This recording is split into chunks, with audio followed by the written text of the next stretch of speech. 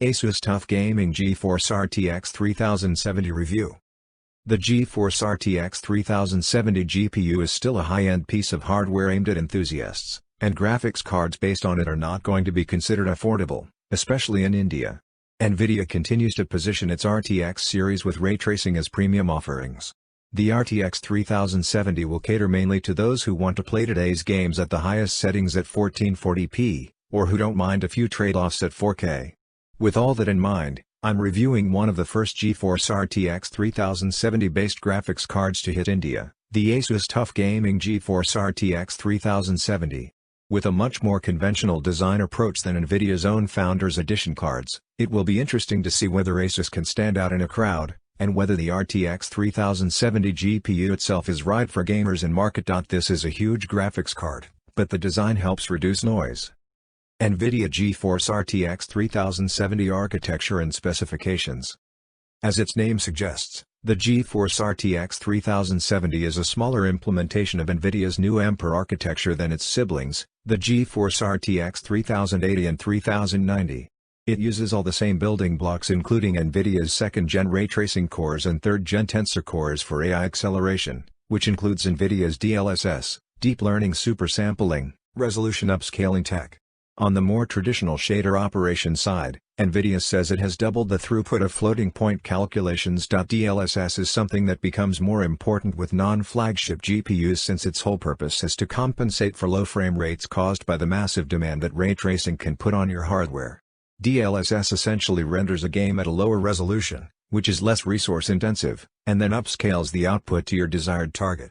When first introduced with the RTX 20 series, Turing architecture, it didn't have much traction, but has since been adopted by more and more game developers. Nvidia even says that DLSS can sometimes deliver sharper graphics than native rendering. Ray tracing allows for incredibly realistic spot and area lighting, shadows, reflections and refractions, and more. This of course means that graphics are much more immersive, and in the future we might see gameplay mechanics that actually depend on ray tracing. However, the performance penalty is enormous, so the benefits are out of reach for many gamers. If Ampere's generational improvements can bring better performance to lower prices, ray tracing will have a much better chance of going mainstream. Speaking of generational improvements, Nvidia claims that the GeForce RTX 3070 delivers performance at 1440p that outshines the previous top-end GeForce RTX 2080 Ti for less than half the cost. It is also said to be as much as 60% faster than the GeForce RTX 2070, its direct predecessor. And it isn't just gameplay. Nvidia says its Ampere architecture brings new benefits and better performance to related activities such as streaming or broadcasting, as well as using game engines to create realistic animation. Tensor cores, for example, can be used to help improve voice and video quality as well as cancel noise and replace your background while live streaming. In terms of numbers, the GeForce RTX 3070 GPU is equipped with 5,888 CUDA cores, 184 tensor cores and 46 RT cores, organized into 46 clusters called streaming multiprocessors.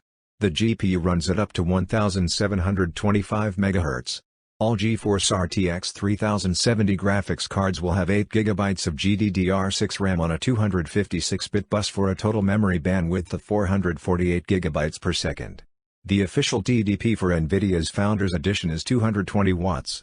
Nvidia's partners including Asus are free to tweak speeds and some other hardware, most notably the designs of the PCB and cooling apparatus. The HDMI 2.1 standard allows for 4K 120Hz over a single cable, and you also get DisplayPort 1.4 outputs. Hardware video encoding is also updated with support for the emerging high-quality, royalty-free AV1 codec. Another forward-looking feature is support for Microsoft's upcoming Direct Storage API, which will allow games to load data directly from storage devices to a GPU's memory pool rather than going through system memory first. This could make waiting for levels to load a thing of the past, and frees the CPU from having to decompress huge textures. Asus TUF Gaming GeForce RTX 3070 Performance. I set up the Asus TUF Gaming GeForce RTX 3070 using exactly the same hardware that I'd tested the Nvidia GeForce RTX 3080 Founders Edition card on, which should make direct comparison easy. This rig is comprised of an AMD Ryzen 2 2700X CPU, a Gigabyte Aorus X470 Gaming 7 Wi-Fi motherboard, 2x8 GB of G-Skill F43400C16D16 GSXW DDR4 RAM, a 1TB Samsung 860 EVO SSD, and a Corsair RM650 power supply. The monitor is a 4K Asus PB287Q. I installed all the latest Windows 10 updates prior to testing. Nvidia supplied a pre-release version of its 456.96 driver for testing purposes. Starting with synthetic tests, it's clear that the GeForce RTX 3070 GPU is able to deliver roughly between 75% and 90% of the performance of the GeForce RTX 3080, which is not bad considering that it comes in at around 70% of its bigger siblings cost. The DLSS feature test result shows a much wider gap in performance this time, with a surprisingly higher overall result. As for in-game benchmarks, I started as usual with the reliable Shadow of the Tomb Raider, with the resolution at 4K and the highest quality preset selected. First, with RTX shadows and DLSS disabled, the benchmark was able to manage an average of 55 FPS. Setting RTX shadows to medium quality and turning DLSS on, the average shifted to 63 FPS, but some sections were a bit choppy. The GeForce RTX 3070 can seemingly just about handle 4K, but you might want to step down to 1440p sometimes. In Far Cry 5's built-in benchmark, the average was 62 FPS at 4K, but visuals were not the smoothest. At 1440p, the average rose to 65 FPS and there was an improvement in overall quality. Middle-earth, Shadow of War managed 70 FPS at 4K using the Ultra preset, and that jumped up to 98 FPS at 1440p. Assassin's Creed Odyssey is a bit more demanding, pushing out just 41 FPS at 4K using the Ultra High preset. After multiple attempts to tweak settings, the game got up to a much smoother 58 FPS average at 1440p using the High preset.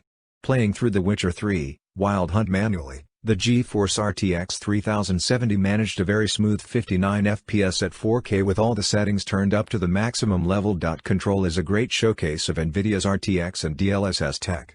First, with ray tracing effects set to high but rendering natively at 4K, the frame rate barely rose above 27 FPS, as seen using Nvidia's game overlay.